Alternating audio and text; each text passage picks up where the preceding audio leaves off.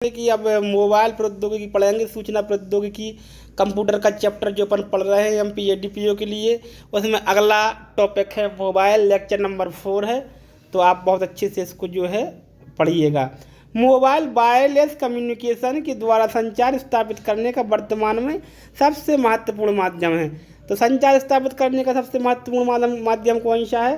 तो ये है मोबाइल, और ये वायरलेस कम्युनिकेशन है। 1970 के दशक में विश्व स्तर पर सर्वप्रथम मोबाइल आए। 1970 के दशक में विश्व स्तर पर सर्वप्रथम मोबाइल आए। 1970 के दशक में कब आए?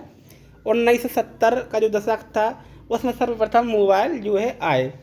सर्वप्रथम इसका विकास मोटोरोला कॉर्पोरेशन के डॉक्टर मार्टिन कूपर के द्वारा किया गया था। कोई पूछे सबसे पुराना मोबाइल कौन सा है, तो दोस्तों इसमें क्या है, मोटोरोला का सबसे पुराना मोबाइल जो है 1970 के दशक में आया था। ये मोटोरोला कॉर्पोरेशन के जो डॉक्टर मार्टिन कपूर थे, इनके द्वारा विकास किया गया था।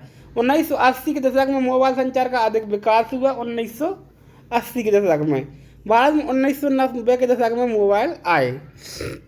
70-80 दुनिया में आए, 90 में भारत में जो है आए। मोबाइल टेक्नोलॉजी की शब्दावली क्या क्या है? अब FDMA, frequency division multiple access, FDMA and technology पर आधारित है। ठीक है, यह प्रौद्योगिकी IG मोबाइल में प्रयुक्त होती है। इसमें फ्रीक्वेंसी पर कॉल चलती है। काय पे? फ्रीक्वेंसी पर एक समय में एक ही कॉल चलती है। ठीक है। TDMA, time division multiple access, TDMA digital technology पर आधारित है। AND टेक्नोलॉजी पर आधारित थी, ये डिजिटल टेक्नोलॉजी पर आधारित है। इसमें एक समय में 3 कॉल चलती है। इसमें कितनी? 3 कॉल चल सकती हैं। TDMA के द्वारा FDMA की तुलना में 3 गुना अधिक कॉल भेजी जा सकती है। CDMA, जो CDMA, GSMA जो अपन अभी सिम देखते हैं, CDMA बहुत ज़्यादा चली। कोड डिवीजन मल्टीपल एक्सेस, यह भी डिजिटल टेक्नोलॉजी पर स्थित है। इसमें कॉल को एक यूनिक कोड दे दिया जाता है। कॉल को क्या दे दिया जाता है? एक यूनिक कोड दे दिया जाता है, जिससे डाटा संप्रेषण में डाटा कंजक्शन और उसकी कोई समस्या नहीं आती है। यह टेक्नोलॉजी का बेहतर प्रयोग है। CDMA यह प्रौद्योगिकी सामान्य रूप से 2G के मोबाइलों में प्रयोग की जाती है। अब आता है GSM, global system for mobile communication. यह प्रौद्योगिकी सामान्य रूप से द्वितीय पीढ़ी 2G के मोबाइल में प्रयोग की जाती है। यह सामान्य रूप से 900 से 1800 की फ्रिक्वेंसी में कार्य करती है। EDGE, ठीक है, enhanced data rates for GSM evolution. यह प्रौद्योगिकी सामान्य रूप से 2.5G के मोबाइलों में प्रयोग की जाती है। UMTS, यूनिवर्सल मोबाइल, ठीक है, टेली कम्युनिकेशन सिस्टम। इस प्रौद्योगिकी को कई बार WCDMA भी कहा जाता है। यह प्रौद्योगिकी सामान्य रूप से तृतीय पीढ़ी 3G के मोबाइलों में प्रयोग होती है। HSPA, high speed packet access. यह प्रौद्योगिकी सामान्य रूप से 3G के मोबाइल में प्रयोग होती है। HSDPA, high speed downloading packet access. यह प्रौद्योगिकी सामान्य रूप से 3.5G के मोबाइल में प्रयोग की जाती है। GPRS, general packet radio service. यह एक प्रकार की इंटरनेट सेवा है जो 2G और 3G दोनों प्रौद्योगिकी के रूप में प्रयोग की जाती है। 10 LTE, लॉन्ग टर्म एवोल्यूशन। यह प्रौद्योगिकी सामान्य रूप से 4G के मोबाइलों में प्रयोग की जाती है। Volt, WOLT, voice over long term evolution. यह प्रौद्योगिकी 4G या 4.5G के मोबाइलों में प्रयोग की जाती है। Mobile generation, first generation technology.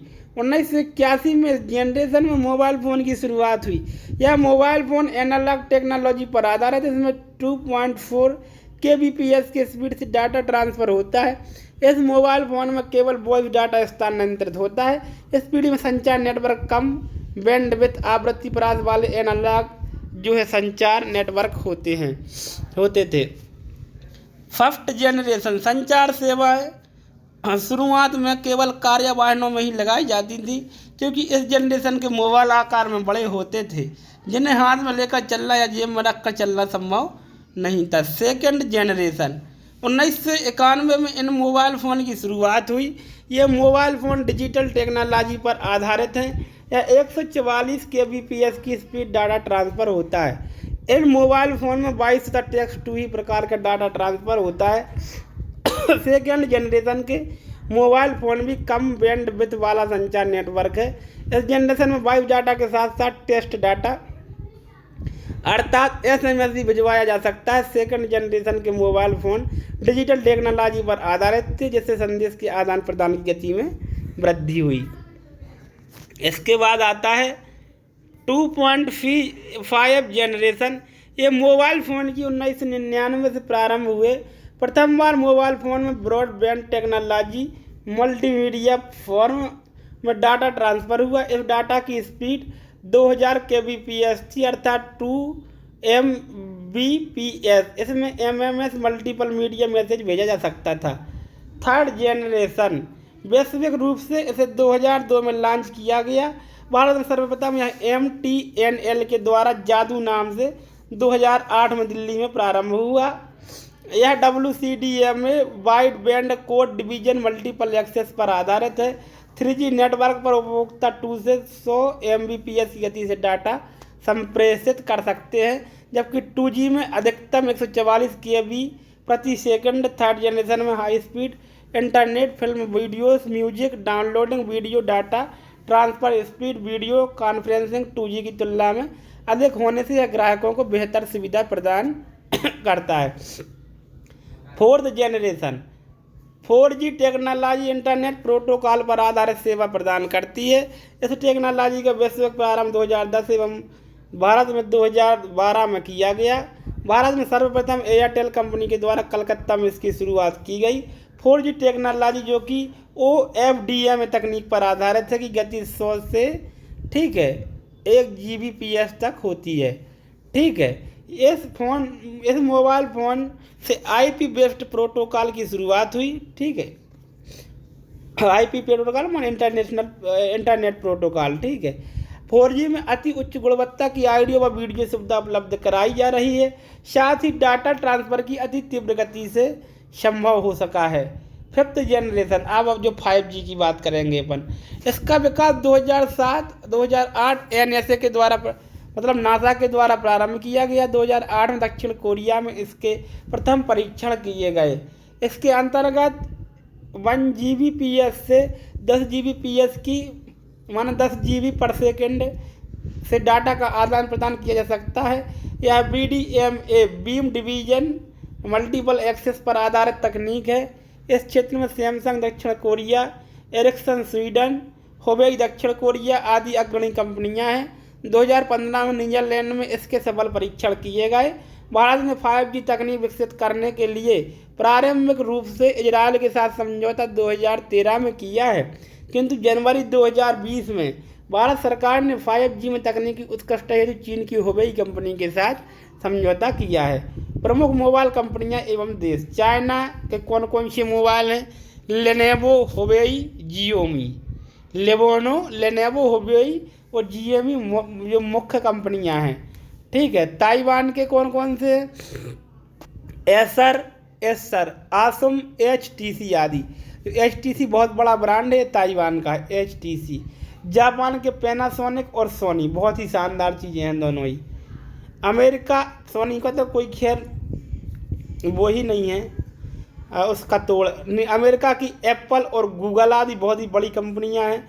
Canada की ब्लैकबेरी है। नीदरलैंड की फिलिप्स है, बहुत ही शानदार रेडियो निकला करते थे जो है फिलिप्स के। ब्लैकबेरी भी बहुत अच्छा फ़ोन। दक्षिण कोरिया LG और सैमसंग दक्षिण कोरिया की, यह भी शानदार कंपनियां हैं LG और सैमसंग। सैमसंग ने तो तहलका मचा रखा है पूरे भारत में। फिनलैंड, नोकिया आदि। ये नोकिया कहाँ की थी भैया? फिनलैंड की थी। इसने भी बहुत ही अच्छा काम जो है दुनिया में किया है। नोट, मोबाइल में सर्वाधिक रूप से एंड्रॉयड ऑपरेटिंग सिस्टम का प्रयोग होता है, जिसकी निर्माता कंपनी गूगल है। एंड्रॉयड ऑपरेटिंग सिस्टम है, ये गूगल बनाती है। इसका नवीनतम संस्करण 9.0 पाई है। International mobile equipment identity IMEI number. अंतर्राष्ट्रीय मोबाइल उपकरण पहचान संख्या international mobile equipment identity mobile phone उपकरण की पहचान हेतु एक उपकरण पहचान संख्या होती है। प्रत्येक मोबाइल उपकरण में एक IMEI नंबर होता है जो अन्य किसी भी उपकरण से भिन्न होता है, यूनिक होता है। GSM, CDMA और IDEN तथा कुछ सैटेलाइट फ़ोन में भी यह संख्या मिलती है। यह संख्या 15 अंकों की होती है जिसमें मोबाइल फ़ोन उपकरण के मॉडल, मूल और युक्ति, डिवाइस के सीरियल नंबर के बारे में लिखा होता है। आरंभिक 8 अंकों में ओरिजिन और मॉडल के रूप में सूचना होती है। ये संख्या मोबाइल संख्या की कंप्लायंस प्लेट में अंकित होती है और इसे देखने के लिए चालू मोबाइल उपकरण में *#06# डायल करना होता है। अगर चालू मोबाइल में आपको अपने फ़ोन नंबर का, मोबाइल का EMEI नंबर देखना है कि कौन सा है EMEI नंबर, तो डिब्बा ढूंढते फिरते हैं बहुत से लोग कि डिब्बे में लिखा होगा, कहाँ है या अंदर लिखा होगा।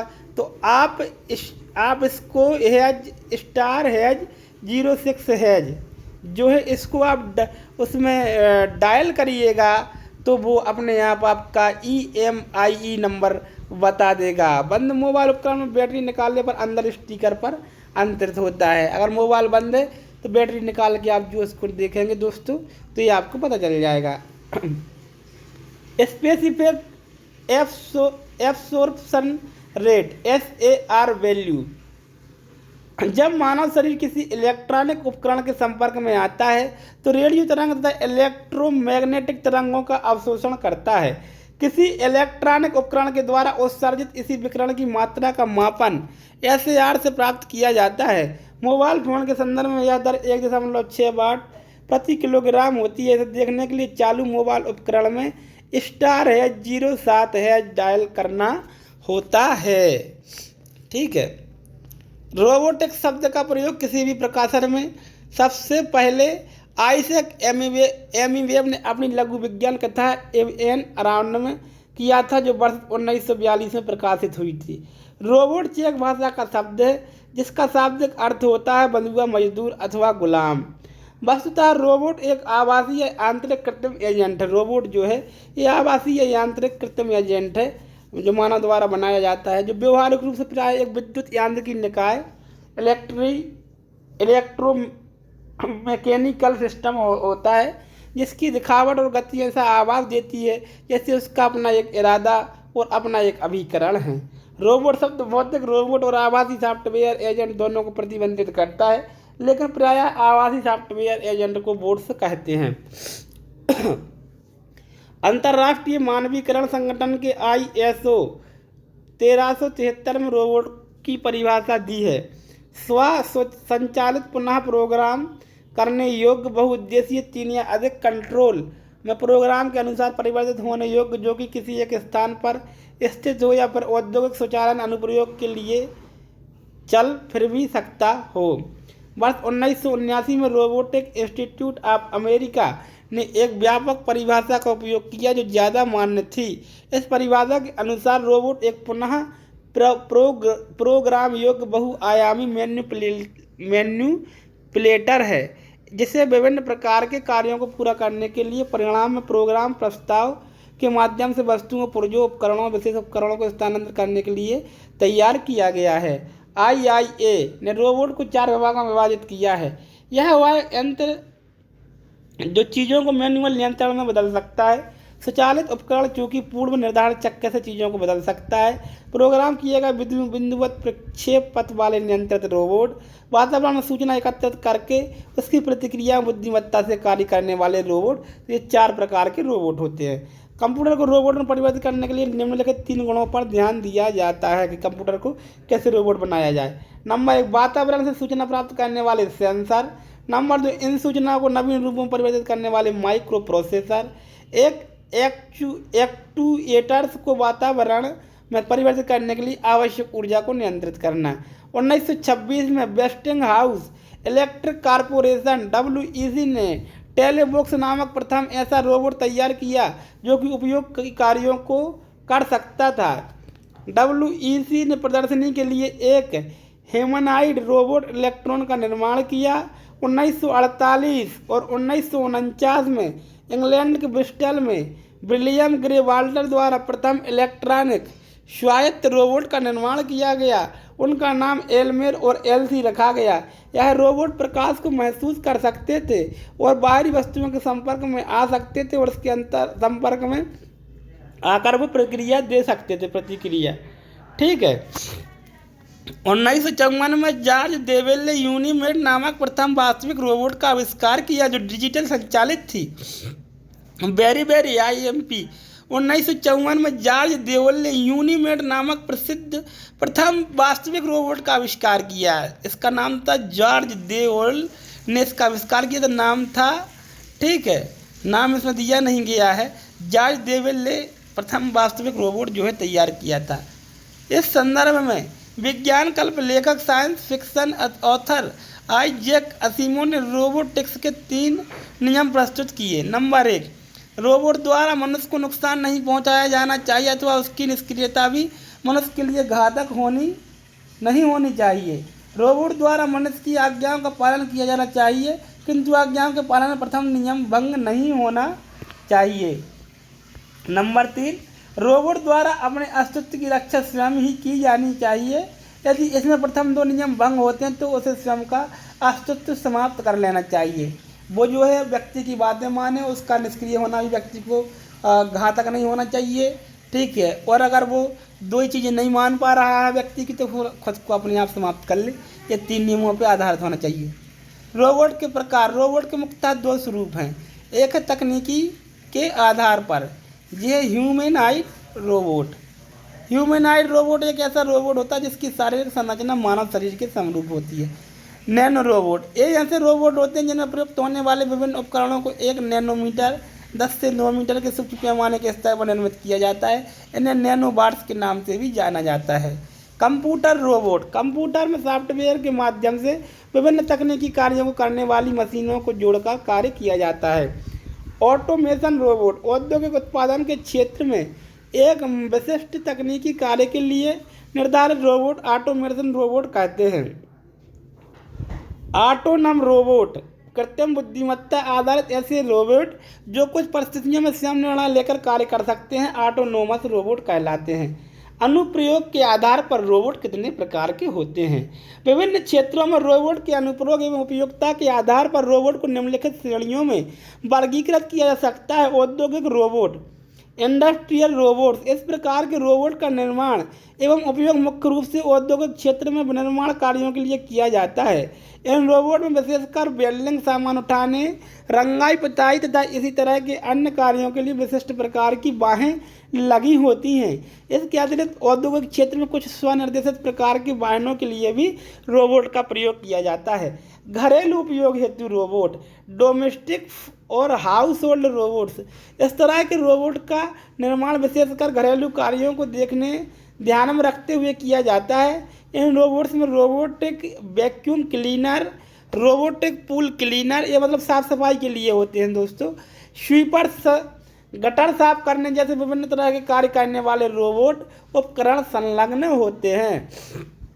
चिकित्सा रोबोट, मेडिकल रोबोट, इस तरह के रोबोट चिकित्सा कार्य तथा चिकित्सा संस्थान में प्रयोग किए जाते हैं। चिकित्सा रोबोट का सबसे प्रमुख उदाहरण है सर्जरी रोबोट। ठीक है।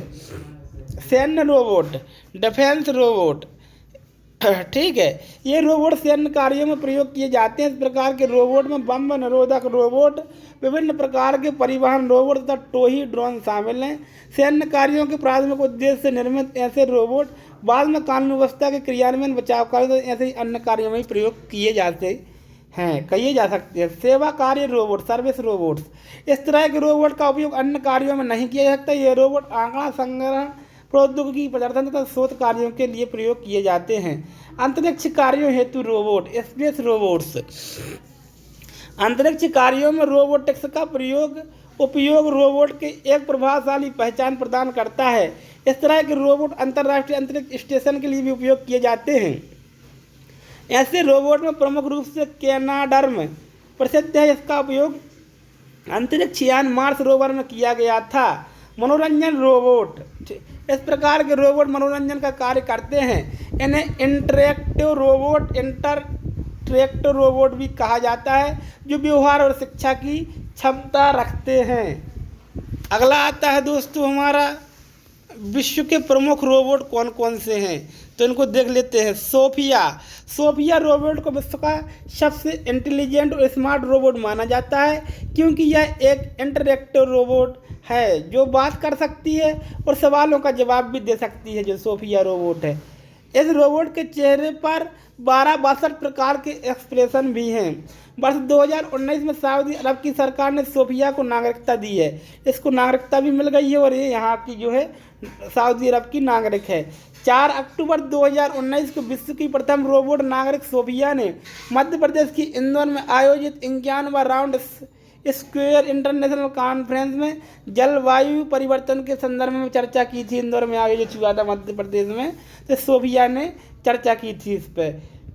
स्मार्ट रोबोट को विश्व की प्रतिष्ठित कंपनी गूगल ने बनाया है। स्पॉट रोबोट, और यह एक एनिमल रोबोट है। इसको रोबो डॉग भी कहा जाता है।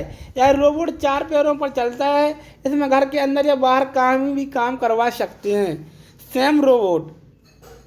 सैम विश्व का पहला रोबोट है जो कृत्रिम बुद्धिमत्ता से युक्त है। इसमें एक दिमाग भी लगाया गया है, आर्टिफिशियल दिमाग। ठीक है, पहला ऐसा रोबोट जिसमें दिमाग का प्रयोग किया गया है, इसमें दिमाग भरा गया है। इसमें 3 पहिए लगे होते हैं। यह एक हरित यान है, क्योंकि इसमें ईंधन के रूप में 90% शुद्ध हाइड्रोजन पर ऑक्साइड का उपयोग होता है। बाकामारू, जापानी कंपनी मित्सुबिशी हैवी मशीनरी के द्वारा वर्ष 2005 में निर्मित बाकामारू रोबोट 3 फुट लंबा है।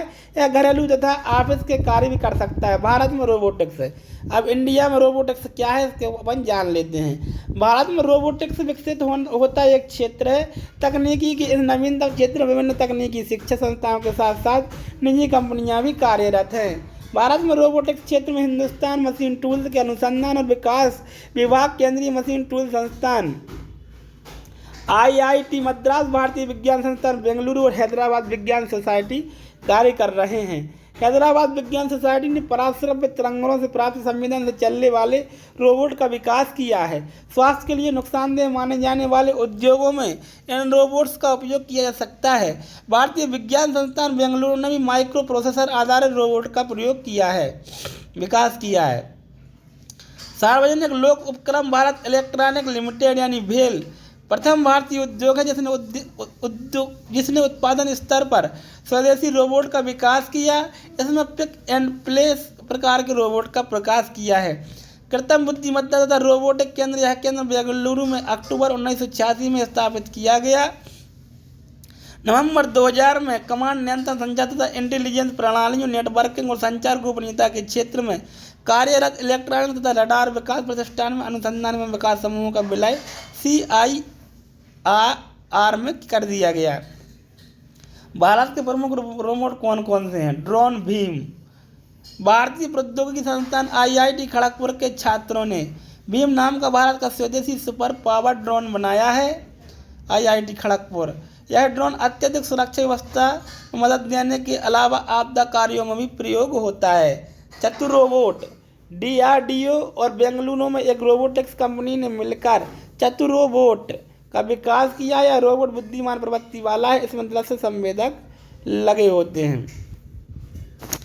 टाटा ऑटो, जो है Tata auto company system limited TAL manufacturing solutions ने अप्रैल 2017 में अवधारणा, डिजाइन एवं निर्माण के स्तर पर पूरी तरह से पहले भारतीय औद्योगिक रोबोट ब्रावो का अनावरण किया। किसने सबसे पहले? टाटा कंपनी ने। ठीक है, जो ब्रावो नाम का रोबोट था, इसका जो है अनावरण किया। ब्रावो का डिजाइन और निर्माण कार्य TL के पुणे स्थित कारखाने में हुआ, जिसका उद्देश्य कर्मचारियों की संख्या की कमी को पूरा करना है। मानव भारत का पहला 3D प्रिंटेड ह्यूमनॉइड रोबोट है। यह 60 सेंटीमीटर लंबा और 2 किलोग्राम वजन वाला है। इसे 3D प्रिंटर की मदद से निर्मित किया गया है। इस मानव रोबोट को दिल्ली में रहने वाले रोबोटिक वैज्ञानिक दिवाकर बैस ने बनाया है। दिवाकर रोबोटिक्स के क्षेत्र में पिछले 10 वर्षों से रिसर्च कर रहे हैं। मित्र, भारत में निजी क्षेत्र इन्वेंटो रोबोटिक्स स्थापना 2016 में की गई थी। कि इसके द्वारा 5 फुट ऊंचा ह्यूमनॉइड रोबोट का मित्र का निर्माण किया गया। मित्र नाम का रोबोट है ये। यह रोबोट पेस एवं वॉइस रिकग्निशन की क्षमता से युक्त है। व्योममित्र इसरो के प्रथम मानवयुक्त अंतरिक्ष अभियान गगनयान के यात्रियों की सहायता के लिए महिला ह्यूमनॉइड रोबोट व्योममित्र का निर्माण किया गया। इसे 23 जनवरी 2020 को बेंगलुरु में प्रस्तुत किया गया। इस रोबोट में स्वयं परिचय देकर लोगों का आश्चर्यचकित कर दिया गया। रोबोट ने कहा, सभी को नमस्कार, मैं व्योममित्र हूँ और मुझे अर्थ मानव रोबोट के नमूनों के रूप में पहले मानव रहित गगनयान मिशन के लिए बनाया गया है। व्योममित्र के शब्दों में, मैं पूरे यान के मापदंडों पर निगरानी रखूंगी, आपको सचेत करूंगी और जीवन रक्षक प्रणाली का काम देखूंगी। मैं स्विच पैनल के संचालन सहित विभिन्न काम करती हूं। दोस्तों, इस तरीके से आपकी ये क्लास यहाँ पर संपन्न होती है। आज जो पढ़ा इसको अच्छे से याद कर लीजिएगा। अगली क्लास में बाकी ये अपन जो है इसको तैयार करेंगे।